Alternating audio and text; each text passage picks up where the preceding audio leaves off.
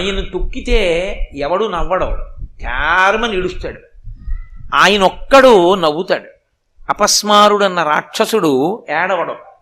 కాలి కింద పెట్టి తొక్కితే తల పైకెత్తి శివుడి వంక చూసి నవ్వుతూ ఉంటాడు. అది ఒక్క దక్షిణామూర్తి దగ్గర, నటరాజస్వామి దగ్గర కూడా కనపడుతూ ఉంటుంది. అక్కడక్కడ కింద ఉంటాడు, కానీ దక్షిణామూర్తికి తిన్నగా పాదం కిందే ఉంటాడు అపస్మారుడు. ఈ అపస్మారుడికి ఈ చిన్ముద్రకి ఒక సంకేతం. కుడి చేతి వైపు కిందనున్న చెయ్యి చిన్ముద్ర పడతాడు ఇలాగా. ఈ చిన్ముద్ర దక్షిణామూర్తి తత్వానికి అంతటికీ కూడా ప్రాణం. అదే ప్రాణం. ఎందుకో తెలుసా?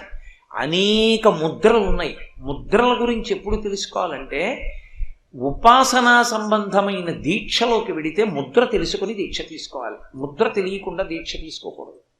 ముద్రలన్నిటిలోకి గొప్ప ముద్ర, అన్ని ముద్రలలో ఉండేటటువంటి తత్వము ఏ ముద్రలోకి వెళ్ళిపోతుందంటే చిన్ముద్రలోకి వెళ్ళిపోతుంది. అందుకే చిన్ముద్ర జ్ఞానముద్ర అంటారు. ఇలా పట్టుకుంటే దాన్ని చిన్ముద్ర, జ్ఞానముద్ర. బాగా జ్ఞాపకం పెట్టుకోండి. మీకు బాగా గుర్తుండడానికి చెప్తున్నా.